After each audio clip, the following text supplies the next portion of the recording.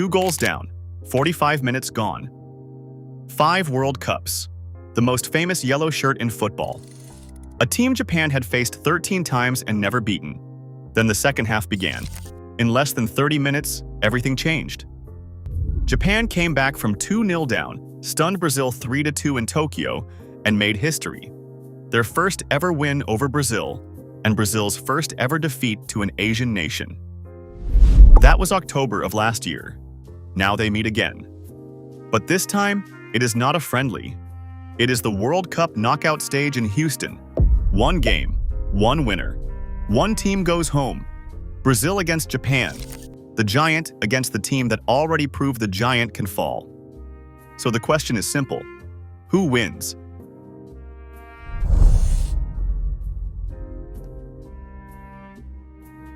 This is not just another game.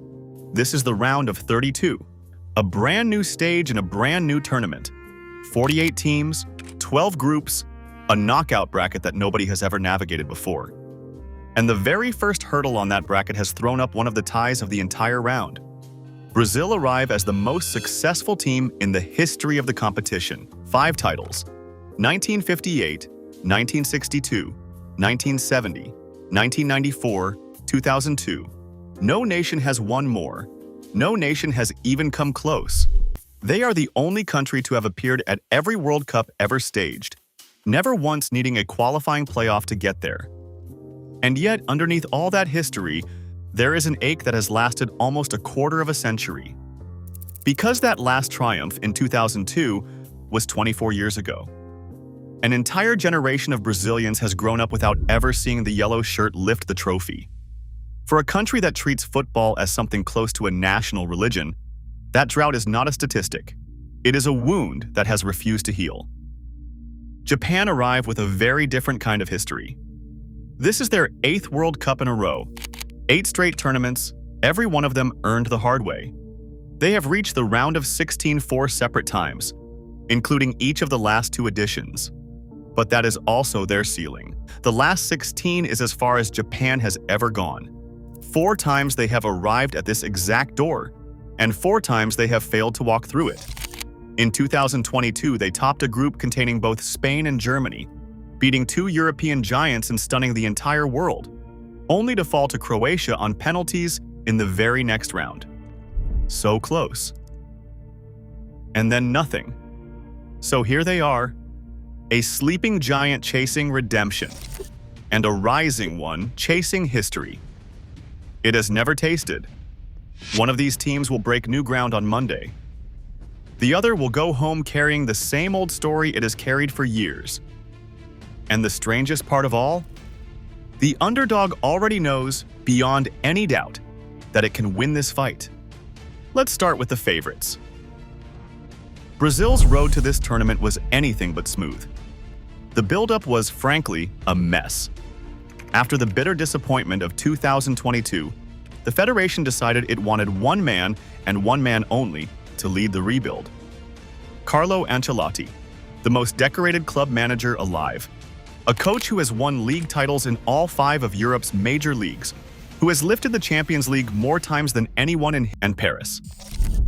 There was just one problem. He did not want to come. Not yet.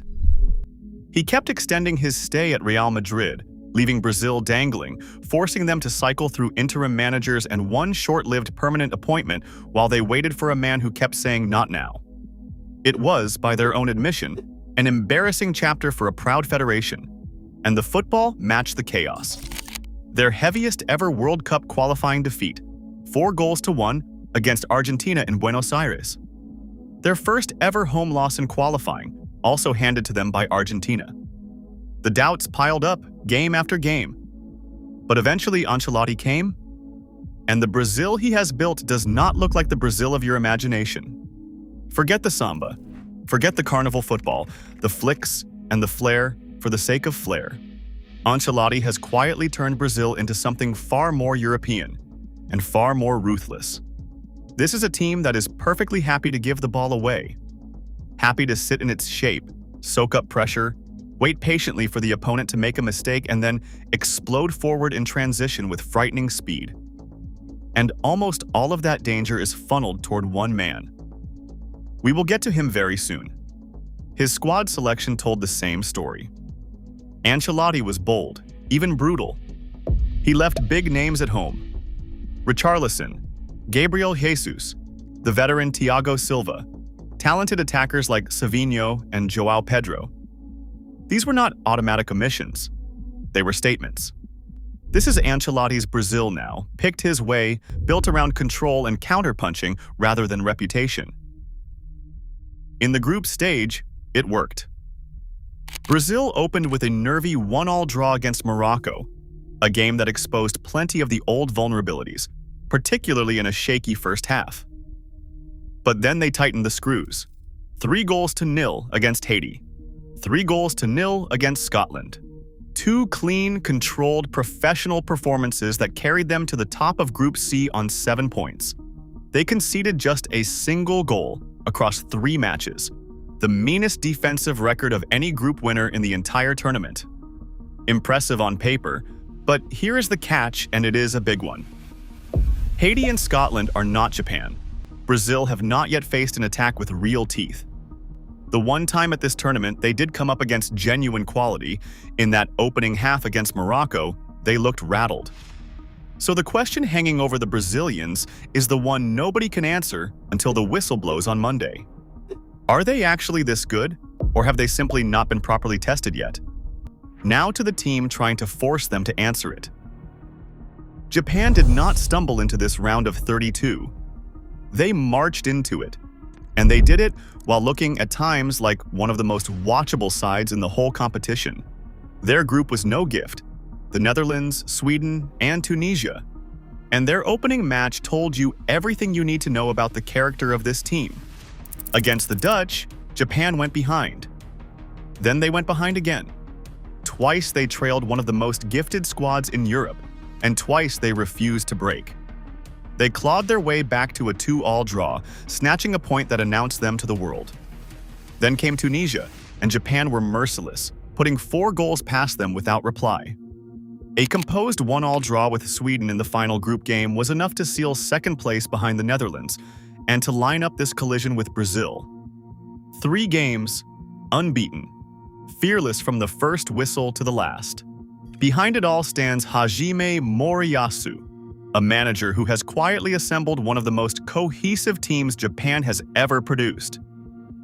His side typically lines up in a fluid 3-4-3, a system built on movement, sharp passing, and relentless pressing.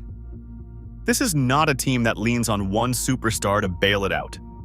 The threat comes from everywhere, from wingbacks flying forward down both flanks, from midfield runners arriving late into the box, from a front line that rotates and interchanges until defenders simply lose track of who they are supposed to be marking. And the numbers behind this team are genuinely staggering. In qualifying for this World Cup, Japan scored 51 goals, more than any other nation on Earth. Not the most in Asia, the most anywhere. They are not here to park the bus and pray. They are here to attack. They have not lost a single match since September. And they carry into this game a belief that almost no underdog ever gets to feel when it lines up against Brazil. And this is not the Japan of old, the plucky outsiders who were simply happy to be invited. Look closely at this squad, and you will find a roster forged in the toughest leagues on the planet. Their forwards score goals in the Dutch top flight. Their wingers terrorize fullbacks in the Premier League and the Bundesliga. Their captain, the midfield warrior Wataru Endo, has spent years anchoring a side in the English top flight against the best attackers in the world.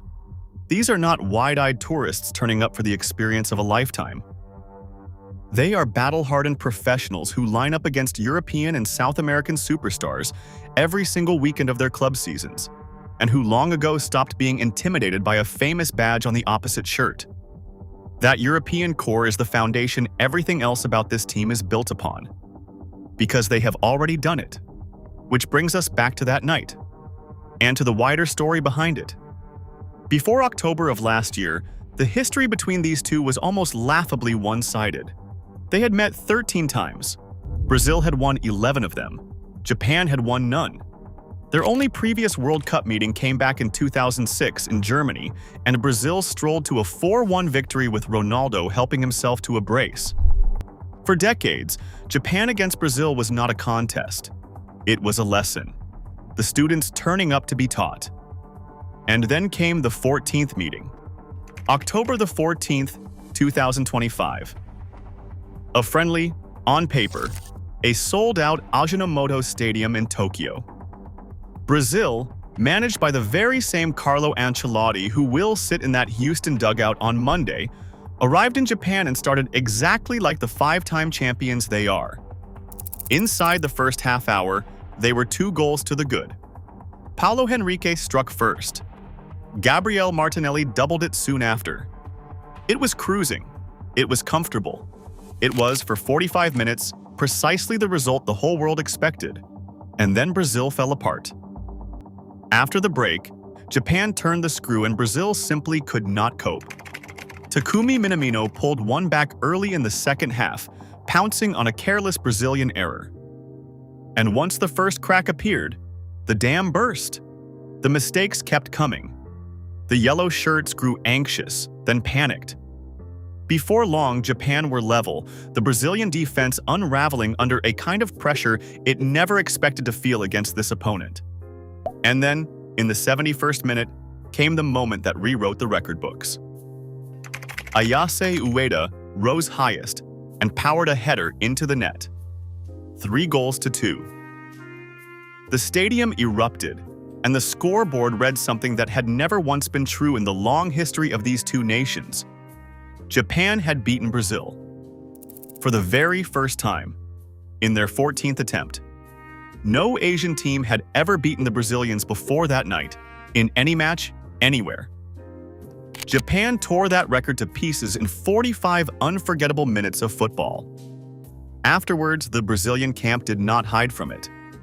Their captain, Casemiro, called the collapse unacceptable and warned that with the World Cup only months away, the lessons had to be learned immediately. It was a wound, and a very public one. But, and this matters, we have to be fair about that game. It was a friendly. Brazil had rotated heavily at the back, leaving out key central defenders. Ancelotti was still experimenting, still searching for his best 11. A patched-up defense conceding under those conditions is not the same animal as a knockout-tested backline conceding in a World Cup. The sharpest analysts have all said the same thing since. Take Japan's attacking display from that night with a healthy pinch of salt. And yet, you cannot unring that bell. Japan walked off that pitch knowing, deep in their bones, that this Brazil, under this manager, can be beaten. That is a psychological gift that almost no other team left in this tournament possesses. When the pressure builds on Monday, when the game gets tight and the nerves start to jangle, Japan will not be playing on hope. They will be playing on memory. And even Brazilian legends can feel it coming. Zico, a man who spent years of his life playing and coaching in Japan and who loves the country deeply, has already warned his compatriots that this Japan side is ready. Defender Eder Militao has publicly warned his own teammates about the threat. The respect is real. The fear, just maybe, is real too. So how does this actually play out on the grass? The whole match hinges on one central tension. Brazil want to defend, absorb, and strike. Japan want to control, press, and create. Two completely different philosophies colliding head-on in the Houston heat. Start with Brazil out of possession, because that is where Ancelotti's side is most comfortable. They will almost certainly let Japan have the ball. They will sit in a compact block, deny the space in behind, and dare Japan to break them down through the front door. And the instant they win possession back, everything funnels forward at lightning speed toward one man, Vinicius Jr. We will come to just how dangerous he has been in a moment, but tactically, he is the entire plan. Brazil's transitions are engineered to get the ball to his feet in space, 1 against 1, with the whole pitch stretched out in front of him. That is the threat Japan must neutralize. And here is where it gets nervous for the Samurai Blue. Because for all their attacking brilliance, Japan have shown a soft underbelly at this tournament. Against the Netherlands, they conceded chances worth well over 2 goals on the underlying numbers. They are a team that commits players forward, that pushes its wingbacks high up the pitch, that leaves gaps in behind. And gaps in behind are exactly the buffet that Vinicius and Brazil's counterattack want to feast on. Japan's 3-man defense will have to be close to perfect for 90 minutes and more.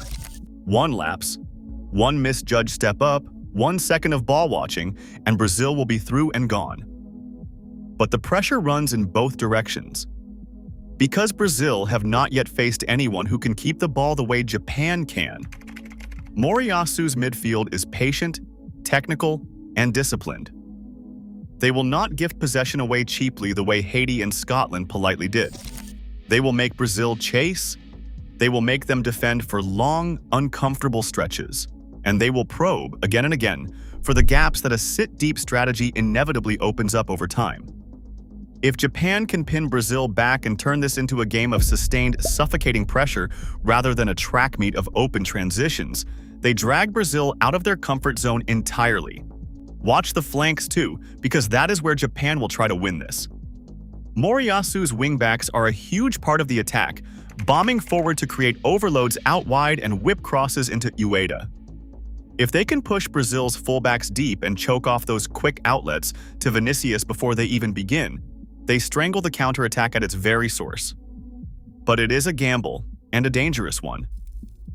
Every single time a Japanese wingback surges upfield, he leaves a patch of grass behind him, and Brazil have both the pace and the precision to find it in a heartbeat.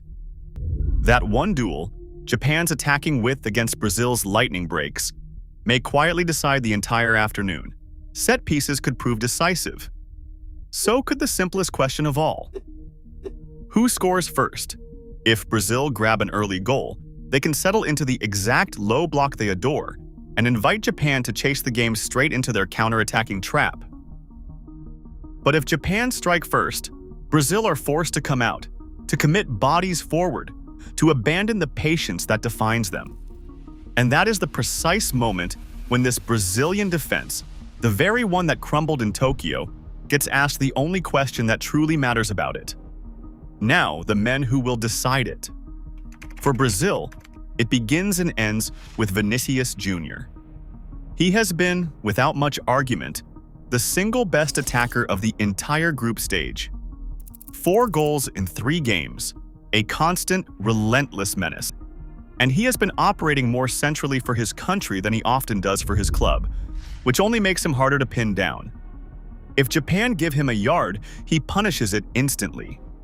Stopping him is not a job for one defender.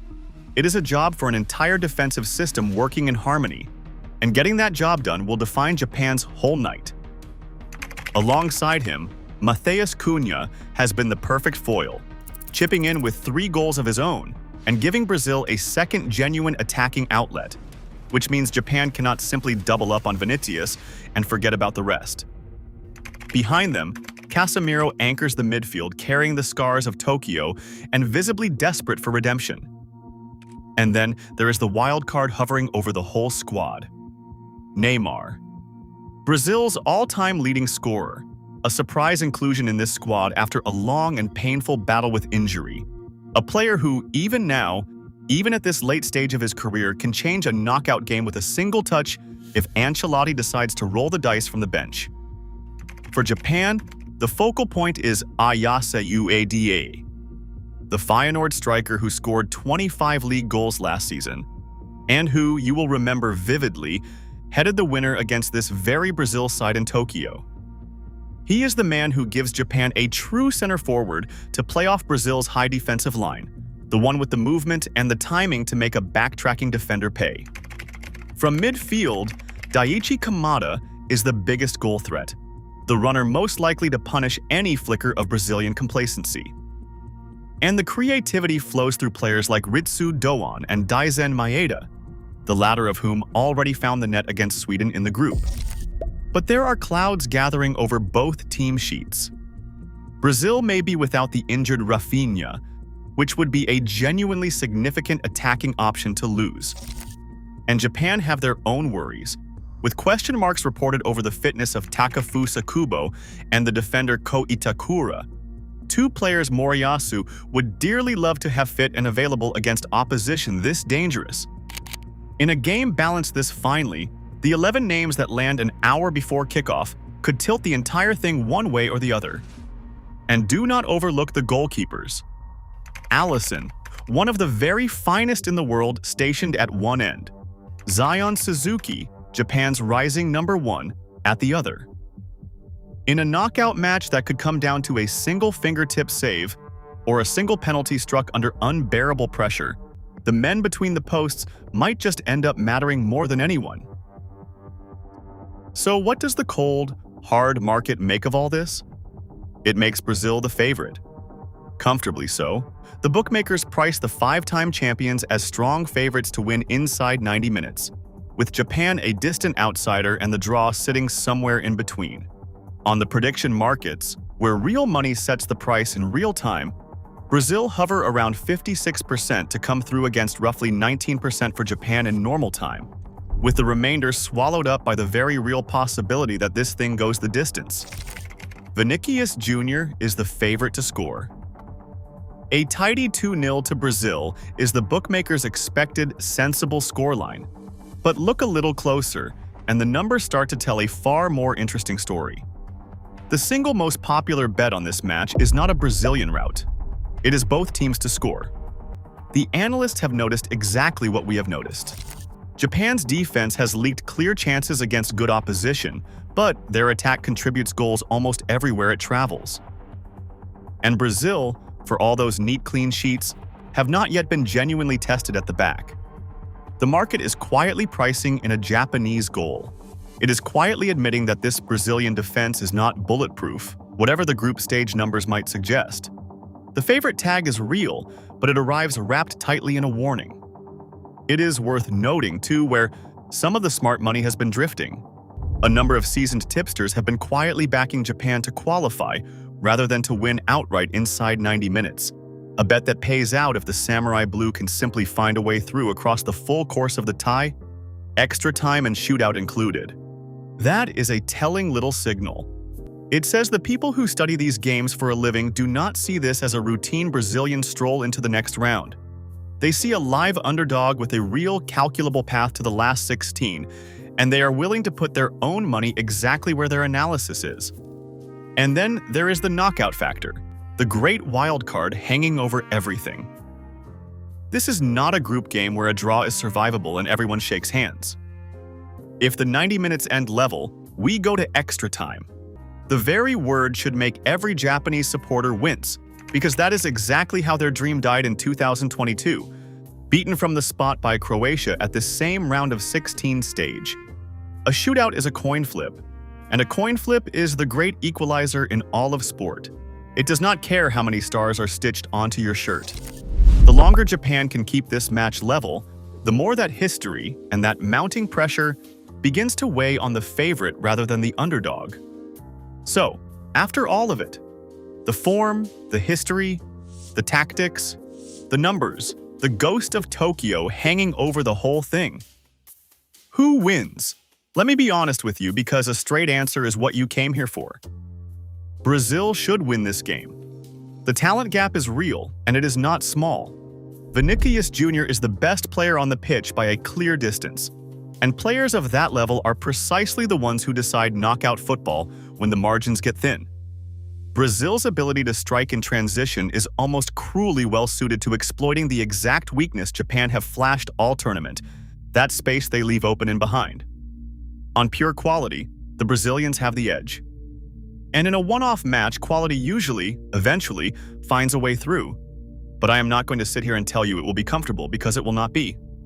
Japan are the most dangerous underdog left standing in this entire competition. They are unbeaten. They are fearless. They have a manager with a crystal-clear plan and a squad that buys into every word of it. They do not play like a team waiting for permission to belong. They play like a team that already knows exactly how dangerous it is. And above all, they own something that no amount of Brazilian pedigree can erase from the record books. Coach, by climbing out of a 2-goal hole to do it. That is not a fluke you can simply wave away. That is a blueprint, a warning, a map showing precisely where the giant is soft.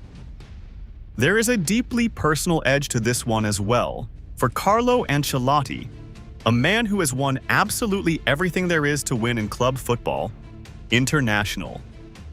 Glory is the final frontier, the one prize that has always slipped through his fingers.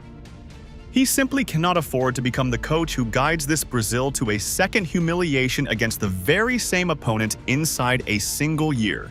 Not with this squad, not with this badge, not on this stage. For Hajime Moriyasu, this is the chance to finally smash through the ceiling that has trapped his country for a generation, to drag Japan past the round of 16 for the first time in their entire history, and to do it by toppling a 5-time world champion on the sport's biggest stage of all. For Japan, this is not just another knockout game. It is the moment where respect can turn into fear.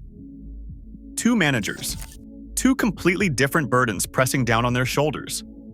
One trying to protect Brazil from humiliation, the other trying to take Japan somewhere it has never been before. Only one of them gets to keep dreaming on Monday. So here is my prediction, for whatever it is worth. Brazil, edge it, but not easily, and quite possibly not inside 90 minutes. I see a tight, tense, nervy contest decided by fine details. I see Japan scoring, because I think someone finally makes Brazil's untested defense feel genuinely uncomfortable for the first time at this tournament. And I would not be remotely shocked if this one needs extra time, or even penalties, to separate them. Brazil 2, Japan 1 is my call. But it comes with a giant asterisk attached, and the asterisk reads this: if Japan strike first, all bets are off, because we have already seen with our own eyes what happens when this particular Brazil concedes the first blow and the panic starts to creep in. The favorite has the talent, the underdog has the memory. And in football, every so often, memory turns out to be the more powerful weapon of the two. One thing is certain. When these two walk out into that Houston cauldron, one of them ends the night still dreaming of the trophy, and the other ends it quietly packing its bags for home. The giant that has waited 24 long years against the team that just showed the entire world the giant can bleed. I have given you my call. Brazil to survive, but only just, and do not say you were not warned about Japan. Now I want to hear yours. Who do you think goes through, and what is your score line? Drop it down in the comments and let's see who calls this one right. If you enjoyed the breakdown, do me a favor and hit that like button and subscribe for more World Cup analysis and predictions all the way to the final. Until next time.